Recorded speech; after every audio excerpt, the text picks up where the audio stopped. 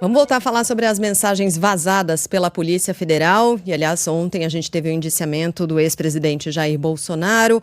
Saiu uma bomba, né, gente? Hoje com muitas reações, inclusive, e com análises importantes, porque acho que há alguns recortes possíveis dentro de toda essa história. E um dos recortes possíveis é assunto para Carlos Andreasa aqui no Tem Método, que é uma espécie de campanha de Eduardo Bolsonaro contra o governador de São Paulo, Tarcísio de Freitas. Dá para enxergar isso e ali fica muito claro, né, Andreasa? Bom dia para você. Bom dia, Sheila. Bom dia, turma. Bom dia, meus amores. Claríssimo, né? Para quem tivesse alguma dúvida. É claro que esse relatório da Polícia Federal, que substancia o indiciamento, é uma tese, né, da polícia. Portanto, tem um texto ali, tem a palavra que eu odeio, tem uma narrativa posta ali, tem também a seleção desses áudios, né? Tem também a seleção do que se vai apresentar. É sempre bom isso, ter clareza sobre isso.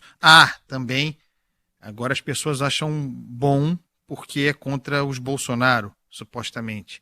No passado achavam ruim quando era contra Lula e os petistas. Há um vazamento seletivo aí, que é uma febre brasileira, vazamento seletivo, às vésperas do julgamento final de Jair Bolsonaro, tudo isso já está mais posto e comentado do que qualquer outra coisa. Mas tem a questão política, né? E a questão política é um dos nortes de Eduardo Bolsonaro. Nesse conjunto de mensagens fica muito claro.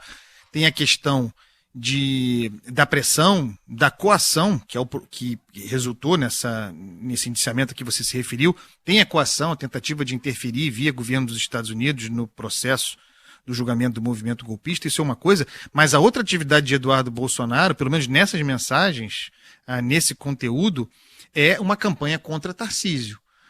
E é interessante porque o governador de São Paulo, eu não estou dizendo, seria uma brincadeira dizer isso, que a Polícia Federal nesse relatório aqui é tarcisista, né? Mas o que sai do texto é positivo em termos de timing para Tarcísio de Freitas. Ele sai como o moderado. Tem um movimento nesse conjunto dessas mensagens, você lê, tem um incômodo muito grande, até mais do que um incômodo, né? Tem um movimento mesmo de Eduardo Bolsonaro, de Silas Malafaia, contra Tarcísio de Freitas. Tarcísio de Freitas identificado como aquele que ameaça um risco para o projeto de Eduardo Bolsonaro, que tem a eleição, o projeto bolsonarista, nesse momento, em segundo plano.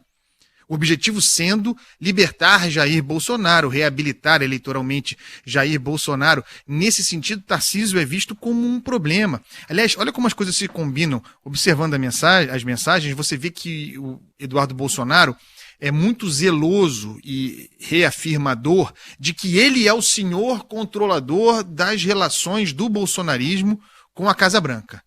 Entre aqueles que têm mandato, puro sangue bolsonarista, ele é o único que fala com a Casa Branca. E nessa gestão, nesse controle, uma das expressões dele é a seguinte: mostrar para a Casa Branca que Tarcísio de Freitas não é Bolsonaro, que a Casa Branca não deve se seduzir com um discurso influente que existe, que já chegou lá, e que é o discurso do Centrão, daquele bolsonarismo sem Bolsonaro, que Tarcísio de Freitas seria bom para os Estados Unidos, que resolveria o problema, que se poderia fazer um acordo. Eduardo Bolsonaro o tempo todo preocupado de que a Casa Branca, Trump, Marco Rubio acreditando na solução Tarcísio, essa expressão, que ao acreditar na solução Tarcísio, poderiam virar a página do Brasil. Já resolvemos o problema do Brasil, já está resolvido, temos esse novo Bolsonaro aí, Tarcísio, Eduardo Bolsonaro o tempo todo dizendo que não é isso, que ele, no final das contas, é isso que eu retiro, que eu extraio desse conjunto específico das mensagens nesse recorte.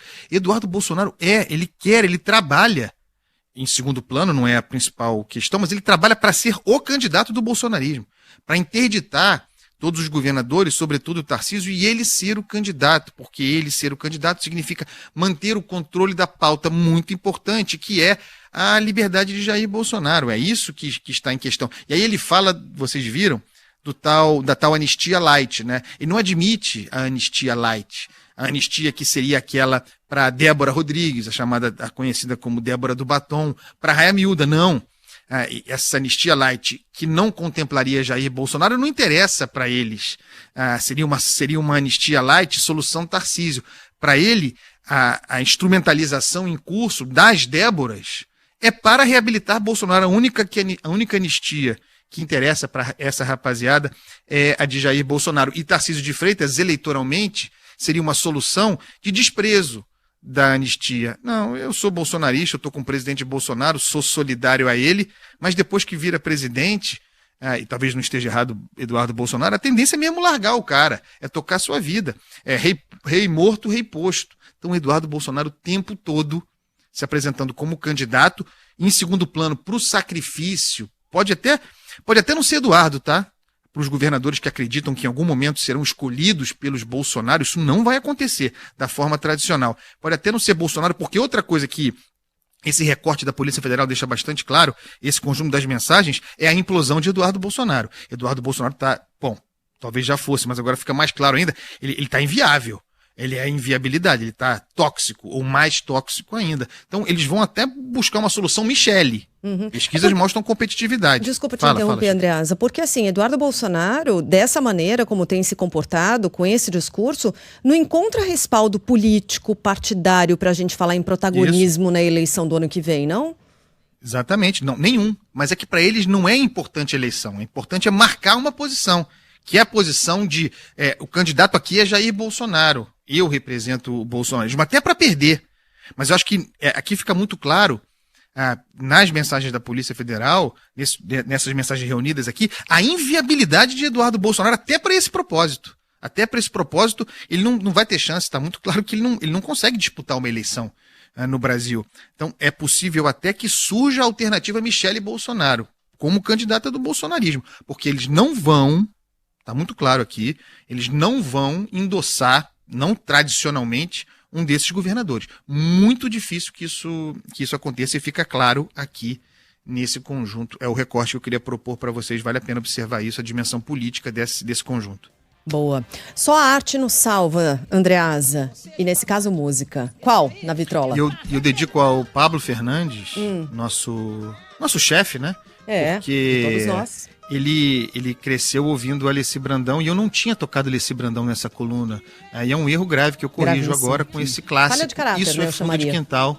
Sim, mas eu corrijo porque a gente tem a salvação sempre. E aí vem a nossa Alessi Brandão com Isso é Fundo de Quintal pro Pablo, tá bom? Um beijo pra vocês. Tchau, meus amores. Até.